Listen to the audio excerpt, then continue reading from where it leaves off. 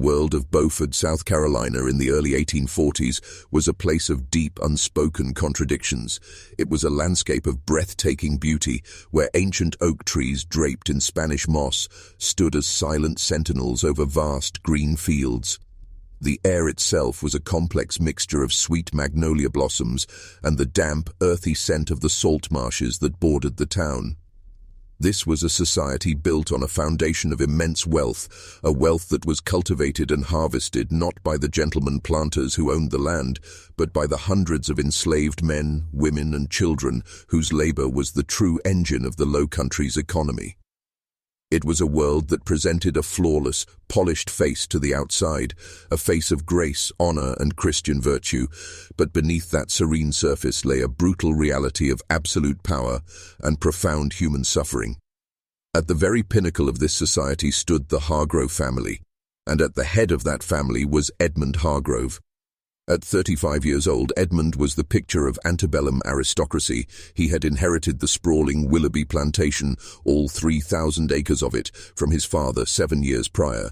He had overseen the completion of its magnificent Greek Revival mansion, a house with soaring white columns, heart pine floors polished to a mirror shine, and crystal chandeliers imported from France.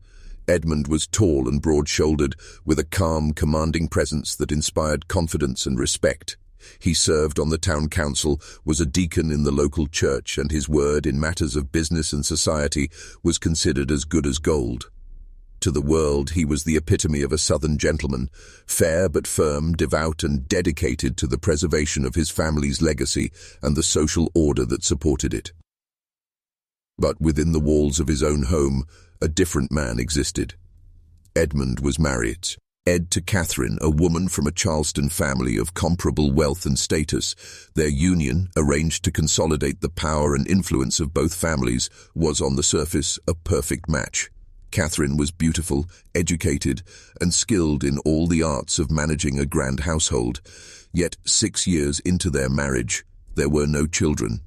In a society where a wife's primary value was often tied to her ability to produce an heir, this was a silent, persistent stain on Katherine's reputation.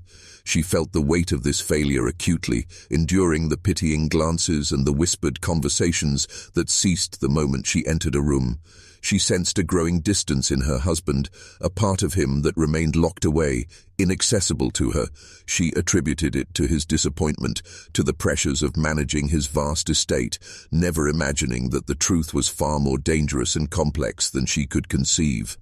The truth resided not in the main house, but in the slave quarters. It had 3 names: Marcus, Samuel, and Daniel. Marcus, 24, was Edmund's personal valet. He was a light-skinned man of quiet intelligence who moved through the house with an uncanny ability to anticipate needs before they were spoken. Samuel, 26, was a stable hand, his body hardened by physical labor, his demeanor carrying a quiet, unbroken dignity. Daniel, just 21, was a house carpenter, slight of build with an artist's sensitive hands and a reserved, almost silent nature. For 3 years, these 3 men had been summoned, separately and together, to a locked room in the east wing of the mansion, a part of the house supposedly under renovation. In this hidden sanctuary, Edmund Hargrove shed the skin of the respectable planter. Here, away from the judging eyes of the world, he engaged in acts of intimacy with these men that were, under the laws of South Carolina and the morals of the time, considered the most heinous of crimes, an abomination before God and man. These encounters existed in the shadowy space between power and powerlessness. The men, as his property, had no true power to refuse their master's summons, their compliance a necessity for survival in a system that offered them none. The secret was a fragile one, a delicate house of cards built on silence and fear. And in a house full of people where the enslaved were ever-present witnesses to the lives of their enslavers, such a secret could not hope to live forever. Katherine Hargrove, lying awake in her separate bedroom, listening to the creak of a floorboard or the soft closing of a distant door, was slowly, inevitably, being drawn toward the truth. The flawless facade of her life was about to crack, and what would spill out would be enough to destroy every single thing it had once concealed. The human mind, when faced with a truth too terrible to accept, possesses a remarkable capacity for self-deception. For Katherine Hargrove, the initial stirrings of suspicion were like faint, distant tremors, easily ignored. A locked door in the east wing that was always locked, the figure of Samuel the stable hand glimpsed through a window crossing the garden long after midnight, the way her husband's valet, Marcus, would sometimes look at her with an expression she could not quite decipher, not insolence, but something closer to a shared, unspoken knowledge. The occasional faint bruise on the slender wrist of the carpenter, Daniel, which he would quickly cover with his sleeve. She collected these moments without conscious effort, like a curator gathering artifacts for a museum whose theme she did not yet understand. For 6 years, she had lived with the quiet humiliation of a childless marriage, bearing the blame society placed squarely on her shoulders. She had tried everything: tonics, prayers, silent pleas to a husband who seemed increasingly like a polite stranger sharing her home.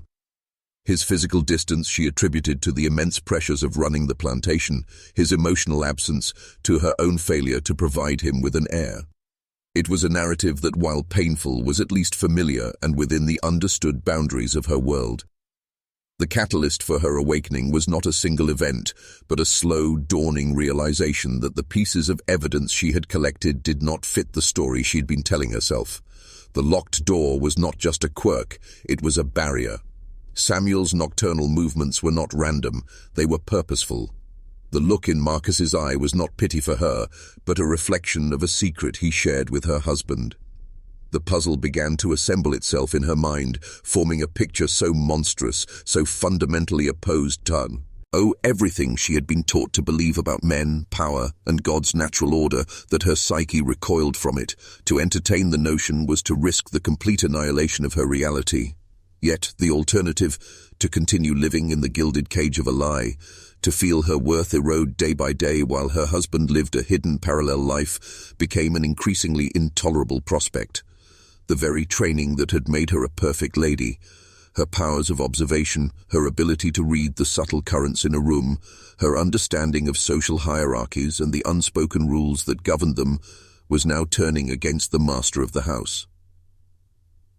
On the night of August 11th, 1843, a strange calm settled over her. The indecision was gone, replaced by a cold, clear resolve. She would know. Whatever the cost, whatever the truth revealed, she would look it in the face. She waited in her room long after the house had fallen silent, listening. She heard the distinct sound of her husband's footsteps pass her door and descend the main staircase. Then, a few minutes later, the softer, almost imperceptible sound of the servant's stairway at the back of the house. He was not going to his study. He was going to the east wing. She gave him time, counting the slow ticks of the grandfather clock in the hall. 10 minutes, enough time for him to reach his destination, to believe himself secure. Wrapping a dark woolen shawl over her white nightdress, she moved like a phantom through the dark, silent halls of her own home. The mansion felt alien to her, a place of secrets rather than shelter. She slipped out into the humid night air, the damp grass cool and shocking against her bare feet. The quarter moon provided just enough light to navigate the path to the east wing. The side door was, as she had half expected and wholly dreaded, slightly ajar. A thin blade of lamplight cut across the darkness. Her heart hammered against her ribs, a frantic, trapped bird. She approached silently, her breath held, and pressed her eye to the narrow gap. The scene within was illuminated by the soft, golden glow of oil lamps. It was a room she had never seen, furnished not with the cold formality of the main house, but with a strange, intimate comfort. And there, on a large bed, was her husband. He was not alone. With him were Marcus, Samuel, and Daniel. What she witnessed in the following 30 seconds would be burned into her memory for the rest of her life. It was not an act of violent coercion as the law would later define it. It was a scene of shocking, practiced intimacy. She saw Edmund kiss Marcus with a tenderness that was entirely absent from their own marital relations. She saw Samuel's powerful hands move with a familiarity that spoke of repetition. She saw Daniel, the quiet carpenter, whisper something, and she saw her husband's face break into a genuine, unguarded laugh, a sound so foreign to her ears it was like hearing a stranger. In that instant, the 6 years of lonely nights, the whispered criticisms, the silent shame of her barrenness, coalesced into a single, white-hot point of understanding. This was not her failure. It was his. He had not merely betrayed her, he had betrayed the entire edifice of their world. He had lived a lie while she suffered for its consequences. The initial wave of nausea and horror was quickly washed away by something colder, harder, and far more powerful, a calculated, focused, and absolute rage. She did not make a sound. She did not burst into the room. She simply watched, her mind, once clouded by doubt, now operating with a prosecutor's cold clarity.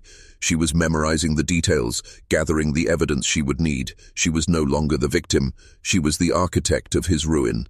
She turned and walked back to the main house, her path now lit not by the moon, but by the fire of her own vengeance.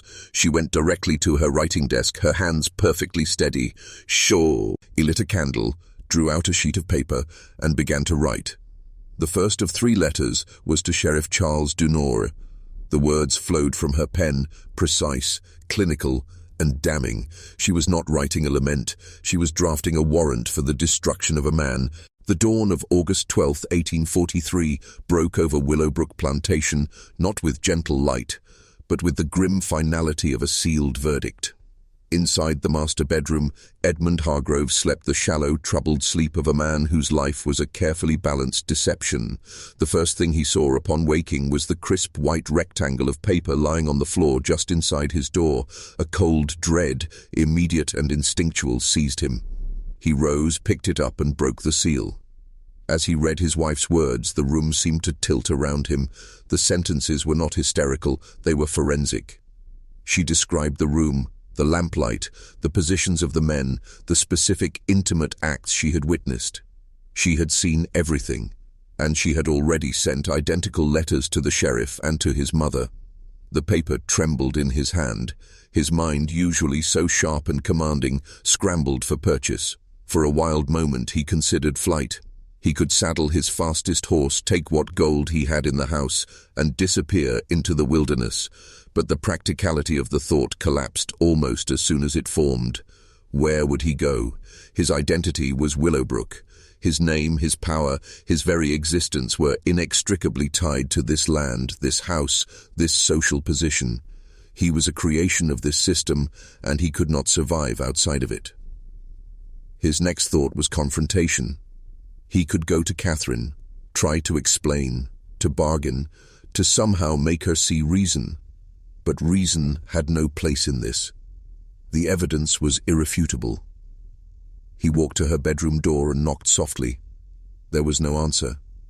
He tried the handle. It was locked. "Katherine," he said, his voice tight with a panic he fought to control. "We must talk, please. Open the door." Her voice came from the other side, calm and clear as ice water. It was a tone he had never heard from her before, utterly devoid of emotion. "There is nothing to discuss, Edmund. The letters have been sent. Sheriff Dunor will arrive within the hour. Your mother shortly after. I suggest you use whatever time remains to make peace with God, since you will have no peace in this world."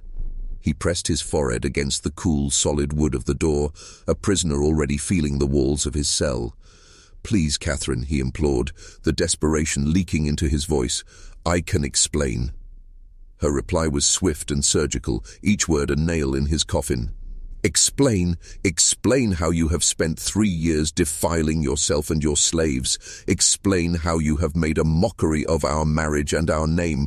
There is no explanation that matters, Edmund. You are a sodomite. That is what you are. That is all you are, and everyone will know it by sunset." The finality in her voice extinguished the last flicker of hope within him. He was no longer Edmund Hargrove, plantation master. He was a problem to be solved, a stain to be scrubbed clean. Sheriff Charles Dunor arrived just after 7:30, the morning sun casting long, accusing shadows across the manicured lawn. He was a large man in his 60s, his face a roadmap of a life spent dealing with the consequences of human frailty. He had known Edmund since he was a boy, had danced at his wedding, had relied on his support for his own re-election. Katherine met him at the front door, still in her nightclothes with a robe over them, her composure absolute. She did not weep or wring her hands. She invited him in, offered coffee, and relayed the facts with the dispassionate air of a landowner reporting a stolen horse. As she spoke, and as he read the letter she handed him, the sheriff's face underwent a subtle but profound transformation. The familiar, friendly demeanor hardened into the mask of official duty. This was no longer about Edmund Hargrove, the man he knew. This was about a crime, a specific, unthinkable crime that threatened the moral and social fabric of the entire community. His personal feelings, disappointment, disgust, perhaps even a flicker of pity were irrelevant. The law was a blunt instrument, and it demanded a blunt response. "These are serious charges, Mrs. Hargrove," he said, his voice low and gravelly, "the most serious a man can face in this state." "I am aware, Sheriff," she replied, her gaze steady, "which is why I sent for you immediately. My husband is in his study. The 3 slaves he was with are in the quarters. I want them all arrested. I want this handled according to the full extent of the law." The sheriff gave a slow, grim nod. He motioned to his 2 deputies who had been waiting outside. With Katherine leading the way, a silent, determined guide, they moved through the grand house to the east wing. She showed them the door, the room. The scene inside was exactly as she had described. The rumpled bed linens, the low burning lamps, the very air thick with the scent of transgression. It was a tableau of guilt. The sheriff's jaw tightened. This was no longer an accusation. It was a confirmed fact. The duty before him was ugly but necessary. "Arrest Mr. Hargrove," he told his deputies. "Bring him to the town jail. Then go to the quarters and arrest the 3 slaves, Marcus, Samuel, and Daniel." The deputies found Edmund in his study, standing by the window, staring out at his lands as if seeing them for the last time. He did not resist.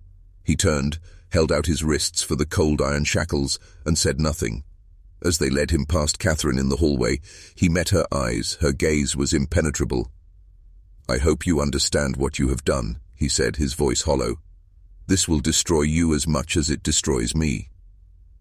A cold, terrible smile touched her lips. "I know exactly what I've done. I have revealed you for what you are. I will survive this, Edmund. I will return to Charleston, to my family. I will be the wronged wife, the innocent victim of your depravity. But you will be nothing, just a name people whisper about, a cautionary tale." The deputies led him away, out of his home, into the wagon that would carry him to a cell.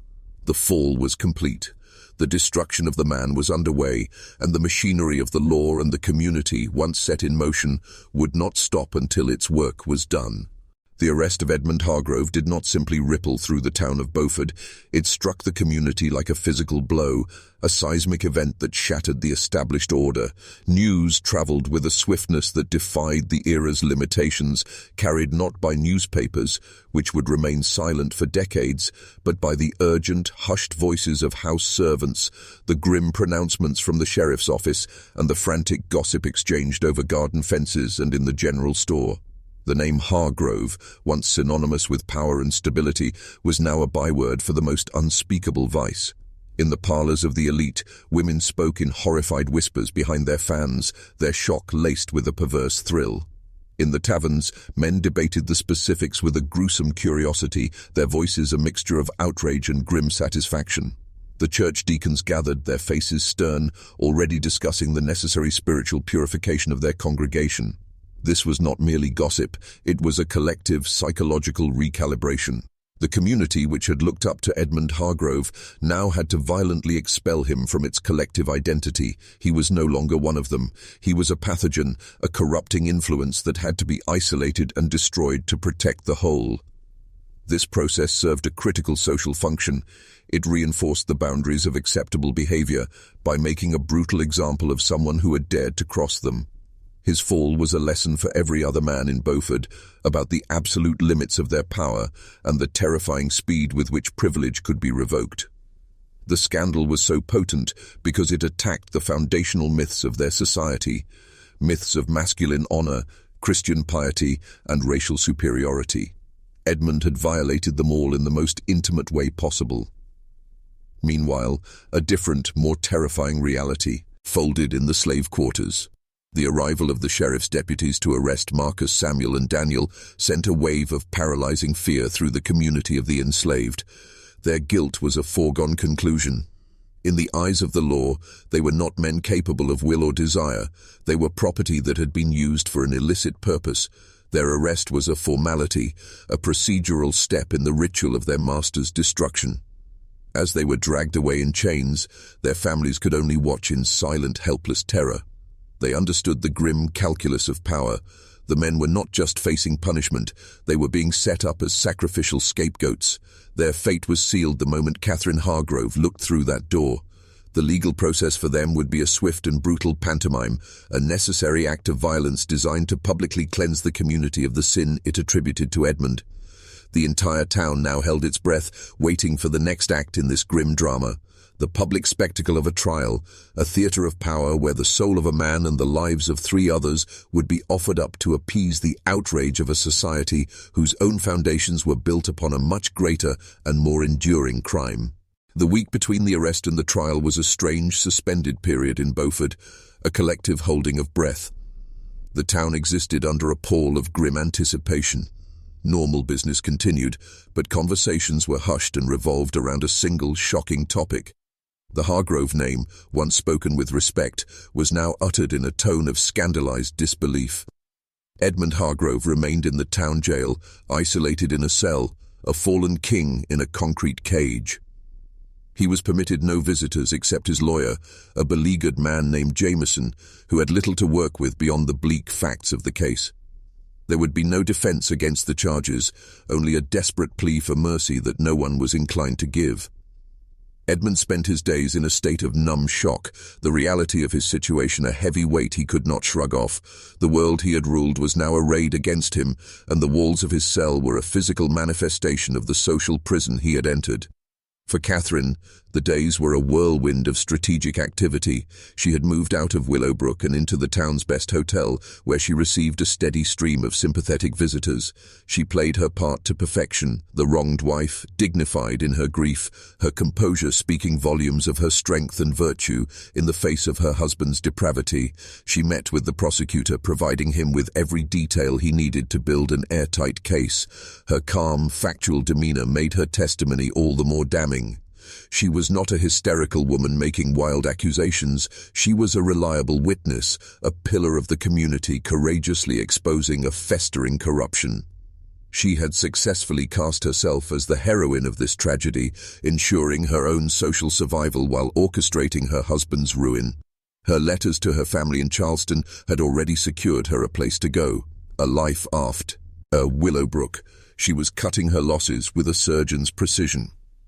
In another part of the jail, Marcus, Samuel and Daniel waited in a terror that was far more visceral than Edmund's despair. They understood the precariousness of their existence in a way he never had. They knew that in the eyes of the court, they were not defendants but evidence. Their very bodies were proof of the crime. They were denied legal counsel, for a slave had no legal personhood with which to mount a defense. Their fate was not theirs to decide. It was a variable in the equation of Edmund Hargrove's punishment. They were trapped, their lives forfeit to the same power structure that had compelled their presence in that locked room. The fear was a constant cold companion. It was the fear of the lash, the fear of being sold down the river to the brutal sugar plantations of Louisiana, or worse, the fear of a public execution designed to serve as a bloody lesson to every other enslaved person in the county. Their silence, once enforced by their master's power, was now demanded by the states. They were the silent, terrified casualties in a war over social boundaries they had never been allowed to cross. The stage was set. The players were in position. The town of Beaufort prepared itself for a spectacle, a ritual of judgment that would reaffirm its moral order by publicly dismantling the man who had broken it. The day of the trial dawned hot and heavy, the air thick with humidity and a palpable sense of grim expectation. The county courthouse, a building normally marked by a drowsy bureaucratic torpor, was now the epicenter of a feverish public spectacle. By 8 in the morning, a crowd of over 300 people had gathered outside, their voices a low, anxious murmur. Men in broadcloth suits and women in bonnets pressed together, not for a celebration or a public hanging, but for something rarer, the complete and total annihilation of a prominent man's soul. There were no seats for spectators in the courtroom itself. This was a legal proceeding, not a theater. But the crowd remained. A restless, living entity that would absorb the details as they emerged and carry them back to every corner of the county. They were not just observers, they were witnesses to a necessary purification. Inside, the atmosphere was stifling. The room was packed with the legal officials, the jury, and the key players in the drama. Edmund Hargrove was led in, his hands shackled. He was clean-shaven and wore a simple dark suit, but the clothes hung on him as if on a stranger. The confident posture of the plantation master was gone, replaced by a slumped resignation. He avoided looking at the crowd, his eyes fixed on the floor before him. Across the room, Katherine Hargrove sat with perfect stillness, dressed in unadorned black, the very picture of wronged virtue. Her presence was a constant, silent accusation. The three enslaved men, Marcus, Samuel, and Daniel, were brought in separately, their chains clinking a dull counterpoint to the silence that fell over the room. They were made to stand, their faces masks of controlled terror, their bodies positioned as living exhibits of the crime. Judge Howard Middleton entered, his black robe seeming to absorb the light in the room. He was a man in horror. His late 60s, his face a monument to stern authority. He did not glance at the accused or the spectators. His duty was not to individuals, but to the law and the social order it protected. The charges were read aloud by the clerk. The words sodomy and crimes against nature landed in the room with the force of physical blows, causing a collective, sharp intake of breath. For many, it was the first official confirmation of the rumors, and the reality was even more shocking than the speculation. The prosecutor, a man named Albright, known for his moralistic fervor, rose to give his opening statement. He did not address the specifics of the acts. Instead, he framed the case in much larger terms. He spoke of a cancer of moral decay, a betrayal of sacred trust, and a contagion of vice that threatened to corrupt the entire community from the top down. Edmund Hargrove, he argued, was not just a criminal. He was a traitor to his race, his class, and his God. He had taken the authority granted to him by society and had twisted it into something monstrous.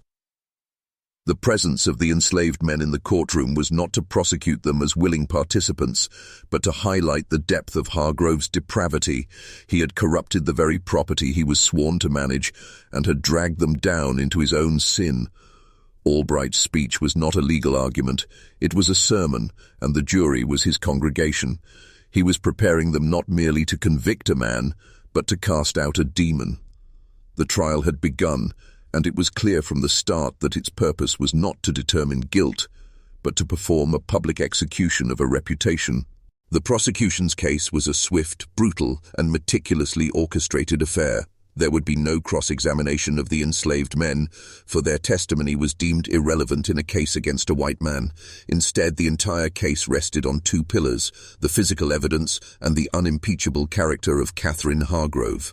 Sheriff Denore took the stand first, his testimony delivered in a flat, dutiful monotone. He described being summoned to Willowbrook, being led by Mrs. Hargrove to the East Wing and discovering the hidden room. He detailed the scene with clinical precision, the disheveled bed, the low-burning lamps, the intimate furnishings that spoke of long-term habitual use. His description of arresting the three enslaved men in the quarters was delivered with the same detached air as his description of arresting Edmund Hargrove in his study. In the eyes of the law, they were all just components of the crime scene. Then, Katherine was called. A hush fell over the courtroom as she rose, a somber figure in black, and moved to the witness stand. She placed her hand on the Bible and swore to tell the truth, her voice clear and steady. Under the prosecutor's gentle guidance, she recounted the events of the night of August 11th. She did not weep or become flustered. She spoke with a devastating calmness, her words chosen with care, creating a vivid and unassailable picture for the jury. She described her growing suspicions, her decision to follow her husband, the scene she witnessed through the cracked door. She repeated the specific damning details from her letter. She spoke of her husband's tenderness with Marcus, his familiarity with Samuel, his shared laughter with Daniel. This was the most powerful part of her testimony, not just the acts themselves, but the emotional intimacy she described. It painted a picture of a secret life, a hidden world of affection and desire that completely excluded her and violated every norm of their society. When she finished, the prosecutor asked her softly, "And why, Mrs. Hargrove, did you feel compelled to report this to the authorities, knowing the consequences for your own name and standing?" She lifted her chin, her gaze sweeping across the jury. "Because my duty to God and to this community," she said, her voice ringing with conviction, "is greater than my duty to a man who has defiled both." It was a perfect performance. She was no longer just a witness. She was an avatar of communal virtue. The defense offered by Edmund's lawyer, Jameson, was a feeble, hopeless endeavor. He could not challenge the facts of the case. Instead, he attempted a desperate, two-pronged approach. First, he tried to imply that Katherine's testimony was motivated by a wife's bitterness over her childless state and a desire for revenge. But this line of questioning collapsed immediately.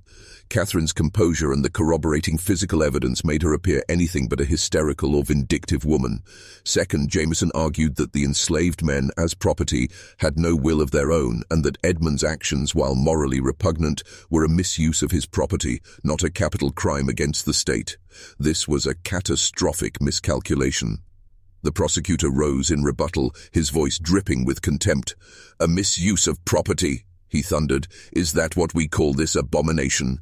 This is not about broken plows or overworked mules. This is a sin that cries out to heaven for vengeance. The defendant did not misuse his property. He used his property to misuse the natural order itself, to defy God and man." He framed Jameson's argument not as a legal defense, but as a further symptom of the moral sickness they were there to eradicate. The defense had not only failed to help Edmund, it had inadvertently reinforced the image of him as a man so corrupt he would hide behind the very institution of slavery to justify his perversions. The case was effectively over. The jury, their faces hard and judgmental, had heard all they needed to hear. The ritual of condemnation was nearly complete. The closing arguments were not a debate, they were a final, definitive branding. The prosecutor, Albright, stood before the jury and did not so much summarize the evidence as he framed its eternal meaning. He painted Edmund Hargrove not as a flawed man, but as a symbol of everything that could go wrong when the natural hierarchy was inverted. "This man," he said, his voice low and dangerous, "was given everything: wealth, power, the trust of his community, a virtuous wife. And what did he do with this divine endowment? He crawled into the darkness.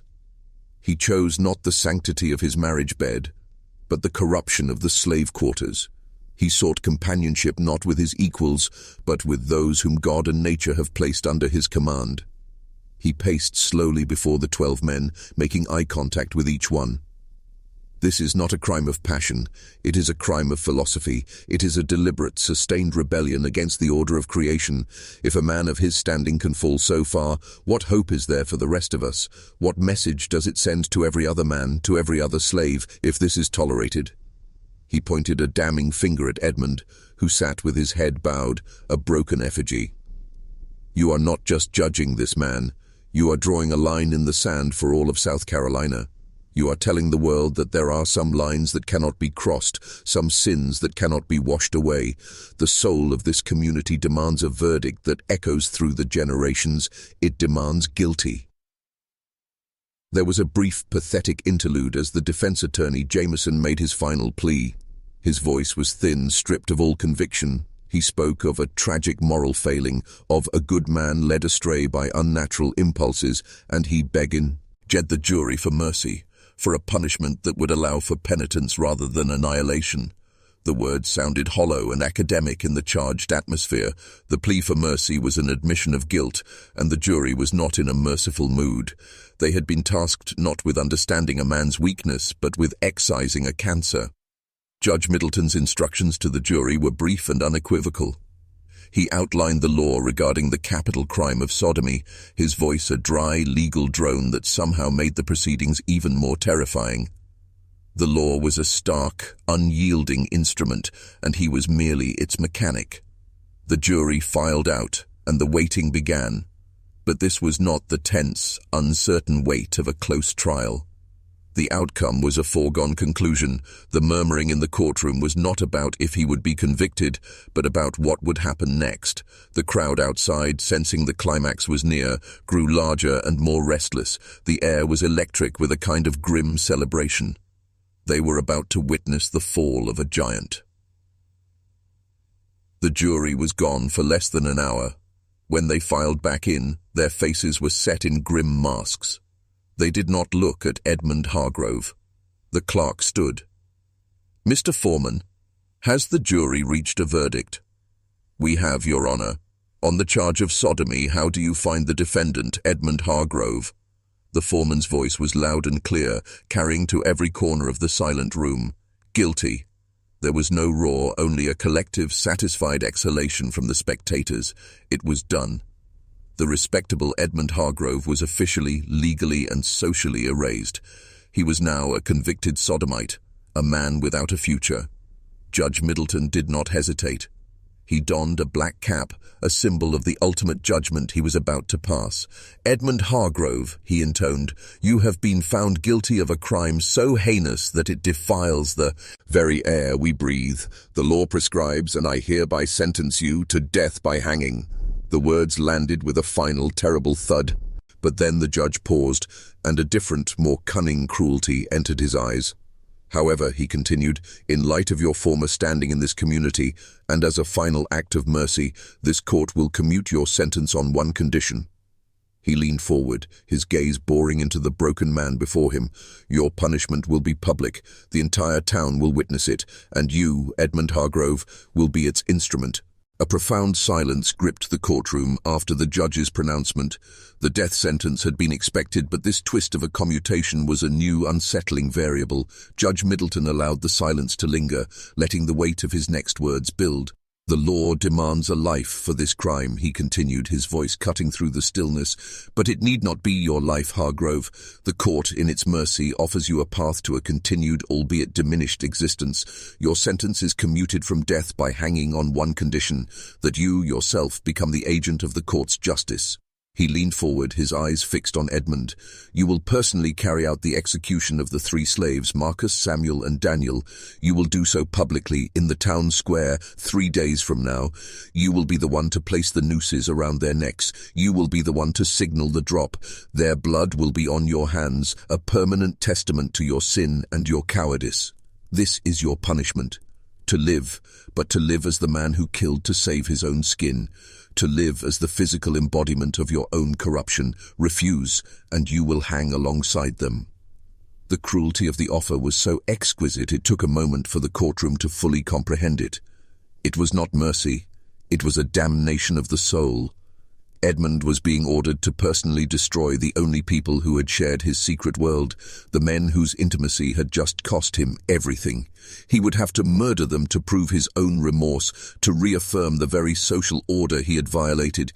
He would have to become the most despised figure imaginable, a man who betrays his own to rejoin a society that would forever despise him.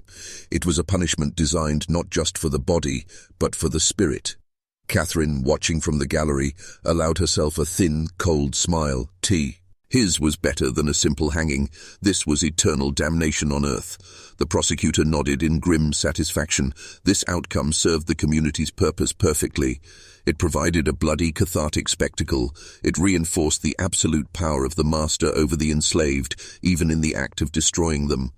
And it created a living, breathing monument to the consequences of transgression in the form of Edmund Hargrove himself. All eyes turned to Edmund. He had not moved during the judge's speech. He stood, shackled, his shoulders slumped. The lawyer, Jameson, leaned in and whispered urgently to him, no doubt advising him to take the deal, to choose life at any cost.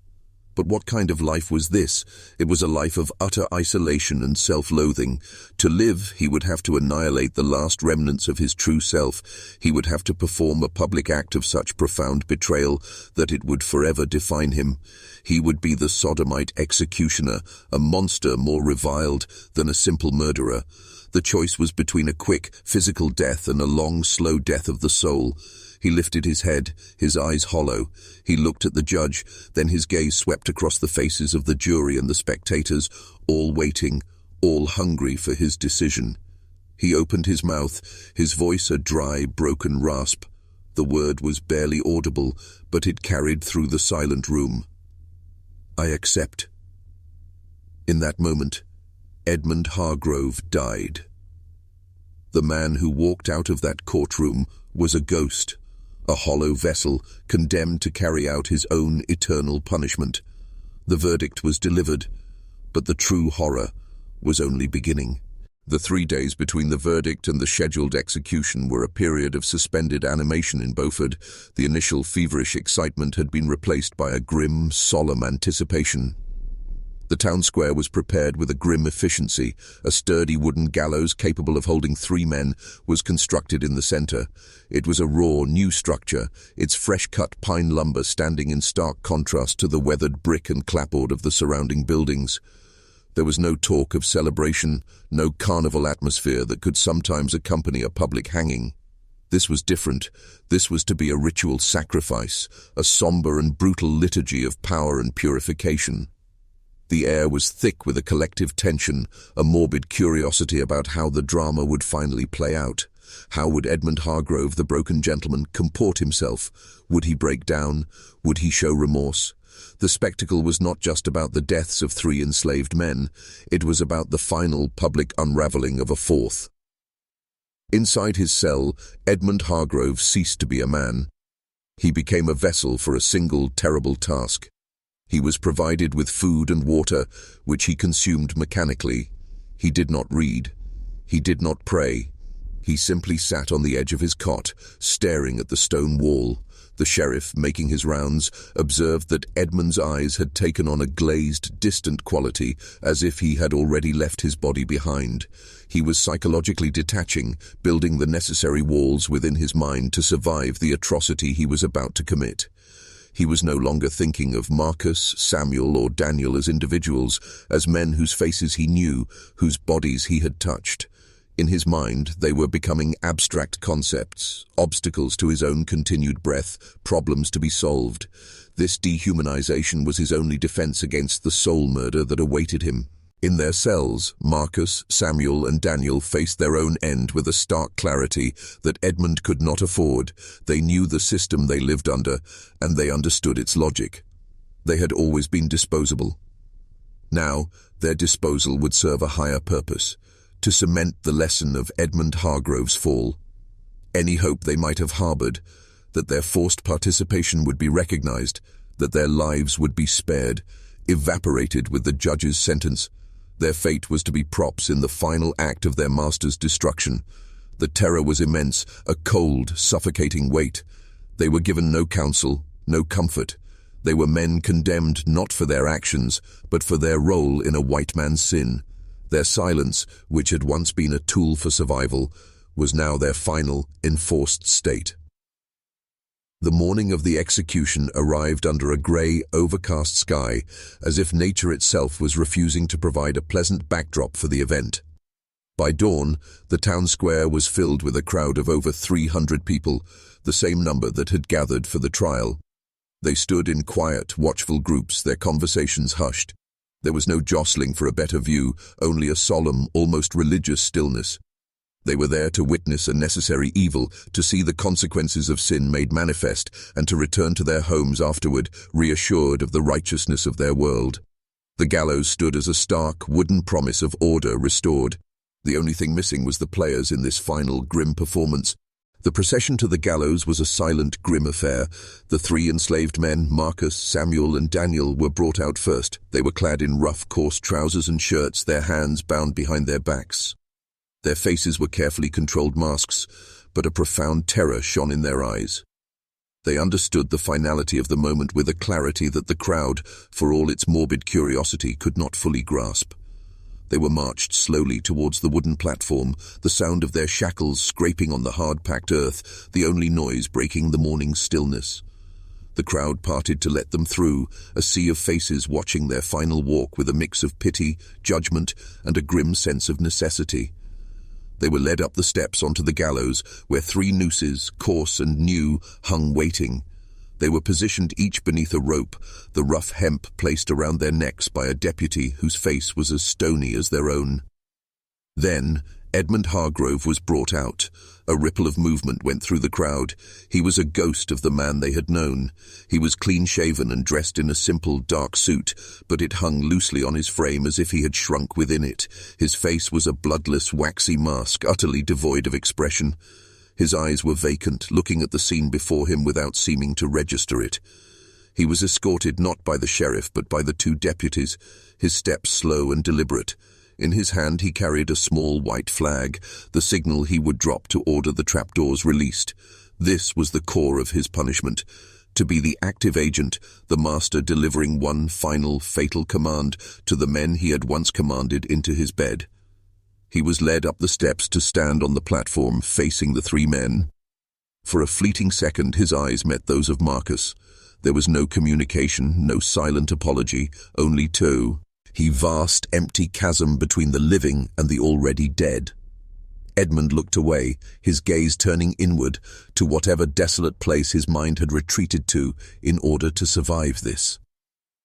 A minister stepped forward, his Bible clutched in his hands. He began to pray, his voice a sonorous drone that filled the square. He spoke of God's mercy, of repentance, of the cleansing of sin.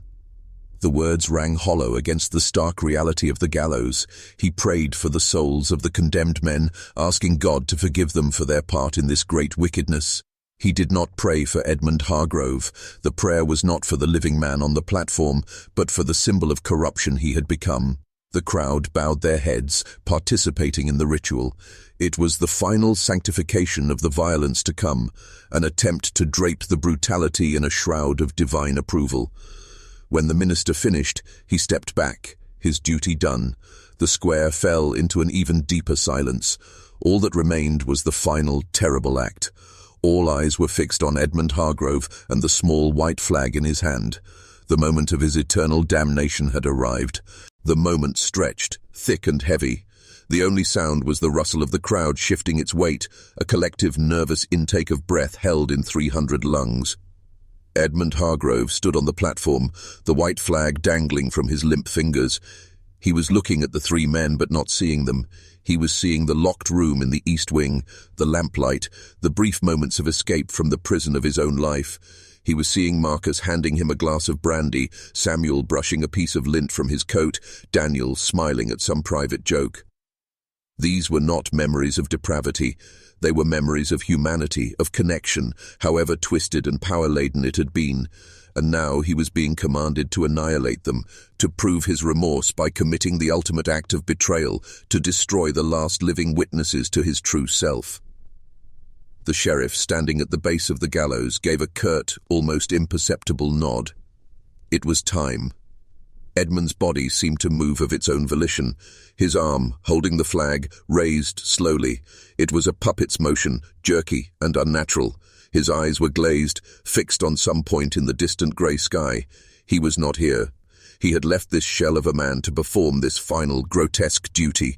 There was no dramatic pause, no last words. There was only the stark, mechanical fulfillment of the sentence.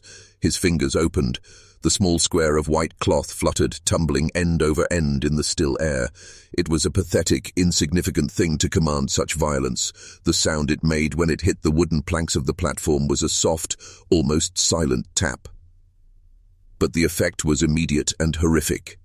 The deputy standing by the lever obeyed his orders. He pulled it hard. With a loud, groaning crack, the three trapdoors beneath the feet of Marcus, Samuel, and Daniel swung open. The three men dropped in unison, though the sound was not a single noise, but a series of them. The sharp crack of the doors, the simultaneous sickening jerk of the ropes snapping taut, and the awful final silence that followed. Their bodies convulsed for a moment, a brutal, involuntary dance of death, and then went still. They hung there, silhouetted against the grey sky, their necks at unnatural angles. The crowd released its collective breath in a long, shuddering sigh. It was done. The purification was complete. The three enslaved men were dead, sacrificed to restore the moral order. And Edmund Hargrove, the man who had ordered it, was now something less than human. He had not just watched them die, he had been the instrument of their death. He had traded their lives for his own, and in doing so had forfeited any claim to a soul. He stood, unmoving, his hand still slightly raised, his eyes still vacant, a living ghost on a platform of the dead. The spectacle was over, but the true horror of his punishment was just beginning to settle over the town. He was not a man who had been spared. He was a man who had been condemned to remember this moment for the rest of his days. For a long moment, no one on the platform moved. The only motion was the slight, sickening sway of the three bodies hanging from the gallows. The crowd was utterly silent, the anticipated catharsis replaced by a cold, hollow feeling. They had witnessed justice, but it tasted like ash. Edmund Hargrove remained frozen, his arms still partially raised, his eyes locked on the empty space where the white flag had fallen. He did not look at the dead men. He did not look at the crowd. He was a statue of shame. Finally, the sheriff ascended the steps and took him firmly by the elbow. "It's done," the sheriff said, his voice low and devoid of emotion. Edmund offered no resistance as he was led down the steps, past the staring, silent faces of his former neighbors and peers. Their gazes were not triumphant. They were a mixture of revulsion and a grim, satisfied finality. He was not a man to them anymore. He was a lesson. He was walked back through the crowd, which parted for him as if he were a leper, and led away not to his cell but released at the edge of the square. His legal punishment was complete. His social and spiritual execution was now his to carry for the rest of his life. He was a free man in the most technical, meaningless sense of the word. He had no home to return to. Willowbrook was no longer his. The legal mechanisms to transfer it to Katherine's family were already in motion. He had no money, no friends, no name. He was simply the sodomite executioner. He walked through the streets of Beaufort, a ghost in broad daylight. People crossed the street to avoid him. Mothers pulled their children inside and closed their doors as he passed. He was a walking contamination, a living reminder of the sin they had just publicly purged. He found his way to a disused stable on the outskirts of town and collapsed in an empty stall, surrounded by the scent of hay and manure. This was his kingdom now. This was the life he had purchased with the lives of 3 other men. In the days that followed, the town of Beaufort began the process of moving on. The gallows were dismantled, the lumber sold off or repurposed.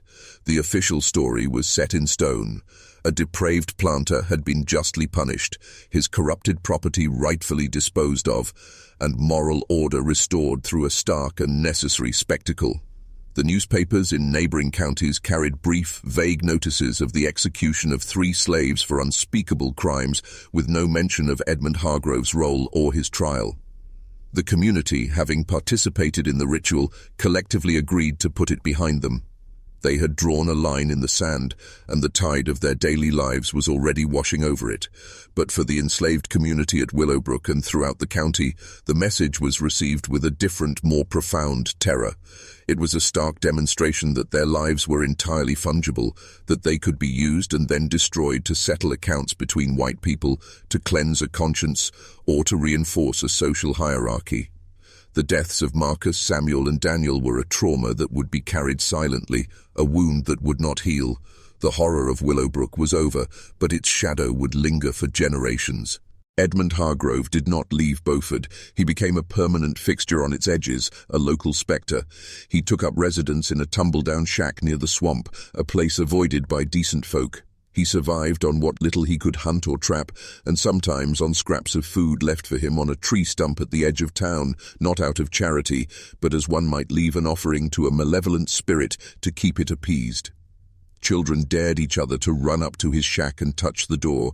They called him Old Three Ropes, a cruel nickname born from the 3 men he had hanged.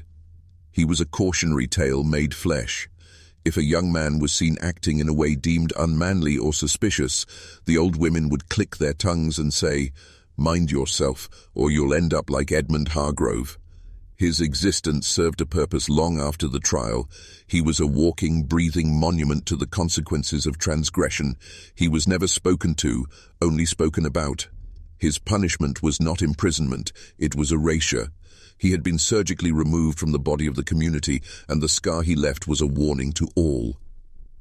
Katherine Hargrove, as she had predicted, did not just survive, she thrived.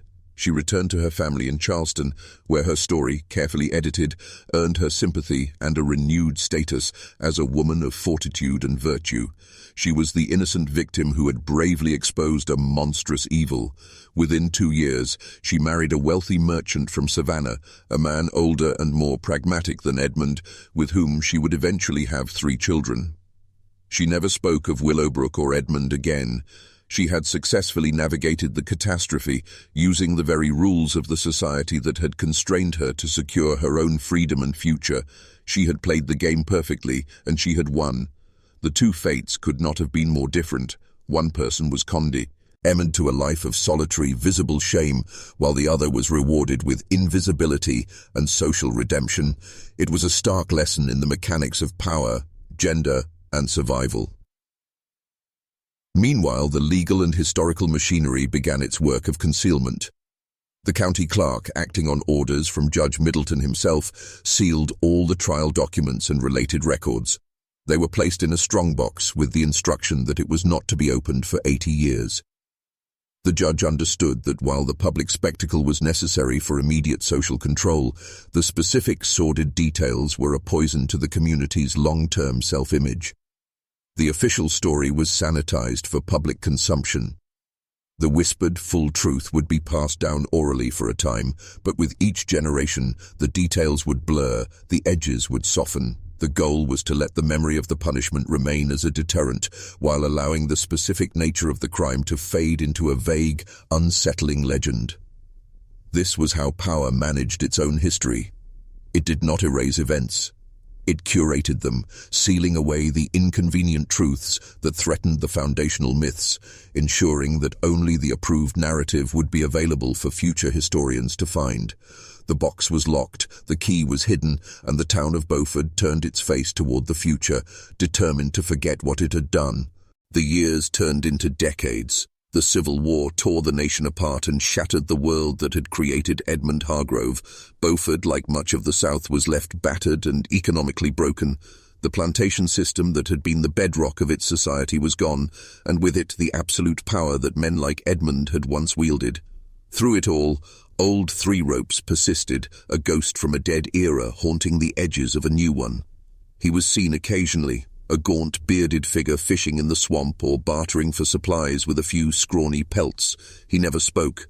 His silence was a wall that no one cared to breach. He had become a local superstition, a piece of the landscape, as natural and unremarkable as the gnarled cypress trees in the marsh. The children who had once dared each other to approach his shack grew into adults who simply ignored him. His punishment had become so complete that it was now mundane. He died in the winter of 1881, found by a trapper who noticed the crows circling his shack. There was no funeral. The town paid for a pauper's coffin, and he was buried in an unmarked grave on the outskirts of the potter's field, as far from the respectable cemetery as possible. No one mourned. His death was a formality, the final closing of a book that everyone had stopped reading long ago. In a way, he had died on that gallows platform in 1843.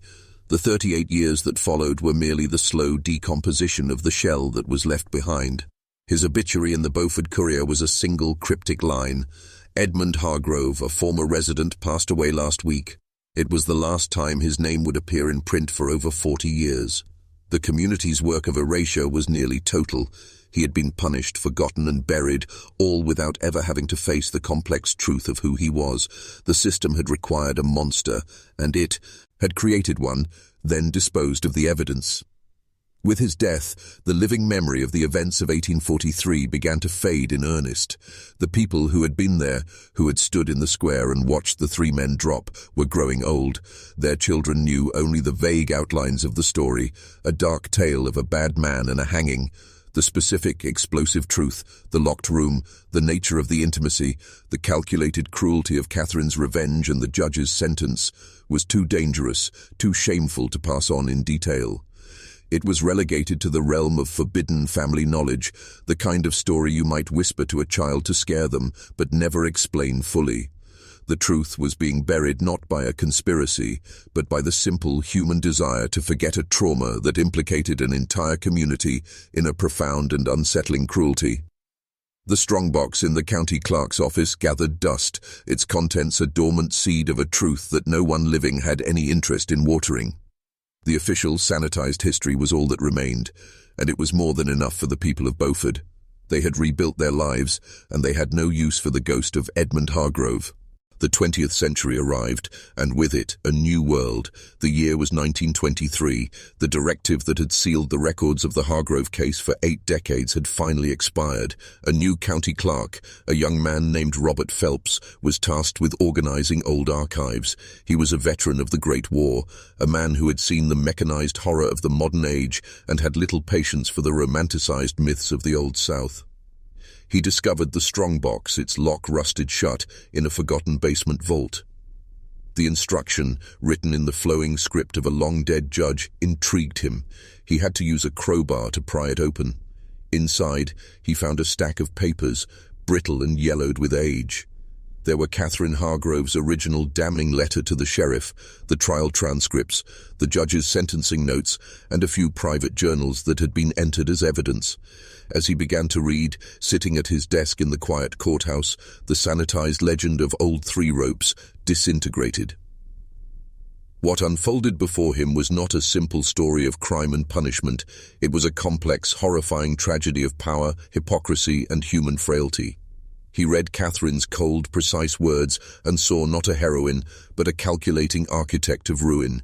He read the clinical descriptions of the hidden room and understood it not as a den of simple vice, but as a space of complicated, tragic intimacy, born from absolute power and absolute powerlessness. He saw the names, Marcus, Samuel, Daniel, not as faceless slaves, but as individual men caught in an impossible situation. Their lives extinguished not for their actions, but to serve as props in the destruction of a white man's soul. And he saw Edmund Hargrove not as a monster, but as a man torn apart by the contradictions of the world he ruled, a man so broken by its judgment that he agreed to become the instrument of his own eternal damnation. The public spectacle, which local law had framed as righteous justice, now read to Robert as a grotesque and savage ritual. It was a lynching, but one sanctioned by the law and dressed in the robes of the court. Robert Phelps sat back, the weight of the papers feeling immense in his hands. He realized he was holding a truth that had been deliberately hidden. The story the town told itself was a lie. The real story was far darker, far more psychologically complex, and far more revealing of the true nature of the society that had existed in Beaufort. It laid bare the brutal mechanics of social control, the weaponization of morality, and the complete disposability of black lives in the pursuit of upholding a white supremacist and heteronormative social order. He knew that making this public would cause an uproar. The old families, the descendants of those who had stood in that square, would not want this exhumed. It was easier to live with the simple monster than to confront the complicated systemic evil that had created him and then destroyed him. Robert carefully refolded the documents. He was now the keeper of a dangerous secret. He had to decide whether to return it to the shadows or to bring it into the light, forcing his community to confront the grotesque reflection of its own past. The truth, after 80 years in a box, was now awake, and it was hungry. Robert Phelps spent the next several days immersed in the archives, cross-referencing the Hargrove documents with other county records. He was no longer just a clerk, he was an archaeologist excavating a buried crime scene. He found the property ledgers listing Marcus, Samuel, and Daniel, their value assessed next to livestock and farming equipment. He found the bill of sale for Willowbrook, transferred to a cousin of Katherine's for a fraction of its worth, the transaction finalized just weeks after the execution. He tracked Edmund Hargrove's descent through tax records, from being the county's top taxpayer to having his name listed in the column for paupers. Each document was another piece of the puzzle, confirming the horrific narrative contained in the strongbox. The cold, bureaucratic language of the records stood in stark contrast to the human tragedy they chronicled. This was not a ghost story. It was a documented case study in the complete and total destruction of a human being, a destruction that his society had meticulously planned, executed, and then filed away. He also made discreet inquiries among the older black residents of the county. He avoided direct questions about the Hargrove case, instead asking about old stories, family histories passed down from the time of slavery. He was met with cautious silence and guarded looks. The trauma of that era was not something shared lightly with a white official, but in the eyes of one elderly man, a deacon at the local Baptist church, he saw a flicker of recognition when he mentioned the names of the plantations. The man said nothing, but his silence was more eloquent than any words. It confirmed for Robert that the memory of Marcus, Samuel, and Daniel had been carried, a painful heirloom, within the black community, even as the white community had chosen to forget. This was not one forgotten story, it was two parallel histories, one of public punishment and erasure, and another of private trauma and remembrance. Armed with this full, horrifying picture, Robert faced his dilemma. To publish this would be to throw a rock through the stained glass window of the town's history. The respectable families, many of whom still held power, were descendants of the men on the jury, the spectators in the square, the friends of Katherine Hargrove. They had built their modern identities on a sanitized version of the past, revealing that their ancestors had participated in such a psychologically cruel and morally complex spectacle would be seen as a profound betrayal. It would force a conversation about power, sexuality, and racial violence that the town, in the era of Jim Crow, was utterly unequipped to have. The truth was a weapon, and he held it in his hands.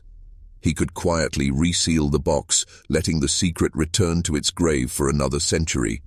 Or he could do his duty as a historian and a public servant and force his community to look into a mirror it had spent 80 years avoiding. The weight of the decision was immense. He was no longer just uncovering history, he was being forced to decide its future. Robert Phelps chose the truth. He did not publish a sensational newspaper article. Instead, he meticulously typed a full report, transcribing the key documents and adding his own historical context. He presented this report not to the public, but to the County Historical Society, a body comprised of the town's most prominent citizens and self-appointed guardians of its legacy. The day of the meeting was tense. Robert laid out the documents one by one. He read excerpts from Katherine's letter. He detailed the judge's twisted sentence. He showed the property records of the 3 executed men. He presented the evidence not with drama, but with the dry, irrefutable force of fact. The room, initially filled with polite curiosity, grew cold and silent. The faces of the committee members, bankers, lawyers, descendants of old families, hardened into masks of defensiveness and outrage. The reaction was not one of shock at the past, but of anger at the present. Anger at him for disturbing the peace. The chairman, a man whose grandfather had been a deputy sheriff in 1843, was the first to speak. "Mr. Phelps," he said, his voice tight with controlled fury, "why would you dredge up this filth? What purpose does it serve? Those men are long dead. This only serves to slander good families and stir up trouble." Others chimed in. They argued that this was a private tragedy, not public history, that revealing it would dishonor the town, that it was an attempt to impose modern, northern sensibilities on a different time. They spoke of Edmund Hargrove as a proven degenerate whose punishment, however severe, was justified. The lives of Marcus, Samuel, and Daniel were dismissed as an unfortunate but necessary consequence of maintaining order. The meeting was not a historical discussion. It was a confrontation between a buried truth and a deeply invested falsehood. Robert realized they were not trying to understand the past, they were trying to protect it, and in doing so, protect their own position in the present. The vote was unanimous. The committee ordered him to return all documents to the strongbox and to cease his unauthorized research. The truth had been presented, judged, and found guilty for a second time. It was sentenced once more to the darkness of the vault. Defeated by the Historical Society, Robert Phelps made one final strategic decision. He would not return the originals to the strongbox. Late one night in the empty courthouse, he meticulously created copies of the most critical documents: Katherine's letter, the sentencing order, and the property records for the 3 enslaved men. These copies he placed back in the vault, a sanitized version for any future clerk who might not look too closely. The originals, however, he sealed inside a plain manila envelope. He did not keep them in the courthouse. He mailed them, anonymously, to the archive of a historically black university in Atlanta, a place far from Beaufort's influence, where he hoped they might one day be found by a scholar who would understand their significance. He had failed to force his own community to confront its past, but he could still plant the seed of truth in more fertile ground. It was an act of quiet rebellion, a bet on the future. In the weeks that followed, Robert was subtly but effectively punished for his curiosity. He was passed over for a promotion. His duties were shifted to more mundane tasks. The message was clear. His role was to file records, not to question them. The wall of silence around the Hargrove case was rebuilt, stronger than before. The official story, now officially reinforced by the Historical Society, remained the only acceptable narrative. Robert eventually left his position and moved away from Beaufort, carrying the weight of what he knew. He had looked into the abyss of his hometown's history, and the abyss had stared back, demanding a silence he could no longer keep, yet possessing a power he could not break. The system had protected itself once again, not through dramatic confrontation, but through bureaucratic pressure and social ostracization. The truth was not banned, it was simply made inconvenient and profession. Ally dangerous to acknowledge. For the next several decades, the Hargrove case slumbered. The copied documents in the Beaufort vault were occasionally seen but never truly seen. They were just more yellowed papers in a file of many, their explosive potential neutralized by their context. They confirmed the basic facts of a trial and an execution, but the soul of the story, the psychological torment, the complex motivations, the institutional cruelty, was missing. The version in the University Archive in Atlanta, however, waited. It was a time capsule, a patient truth biding its time in a place where the pain of the past was not something to be hidden, but something to be studied, understood, and given voice. The two sets of documents represented the two paths of history, one curated for comfort, the other preserved for integrity. They would wait for a time when the world was ready to hear the full, unvarnished story and to understand that the horror of Willowbrook was not in its deviation from the norms of its time, but in its perfect, brutal embodiment of them. The story of Willowbrook does not end in a dusty archive. It lives in the patterns of power that still shape our world. This is not just a history lesson, this is a blueprint for how institutions manipulate morality to enforce control, how they create enemies to unite a tribe, how they use spectacle to terrorize the masses into compliance. Edmund Hargrove was not destroyed because he was evil, he was destroyed because he was a liability. He exposed a crack in the foundation of their reality, and the entire system mobilized to seal that crack with his ruin and the blood of 3 others. Katherine was not a heroine, she was a master manipulator who used the system's own rules to annihilate her husband and secure her own power. The judge was not a dispenser of justice, he was a master psychologist who understood that a soul eternally damned is a more effective warning than a corpse. This is the forbidden knowledge. The systems of control have not gone away, they have simply become more sophisticated. They still identify transgressors, still stage public spectacles of humiliation, still demand you sacrifice your true self on the altar of social acceptance. They still use the language of morality to justify the raw exercise of power. The story of Willowbrook is a key to seeing these patterns in your own life, in your own world. It reveals that the greatest prisons are not made of stone, but of ideas. The most effective guards are not men with guns, but the fears and prejudices they implant in your mind. Now, I want you to do something for me. I want you to type these 2 words in the comments below. I see. Do it twice. I see, I see. This is not for the algorithm. This is for you. This is a lock, a psychological lock.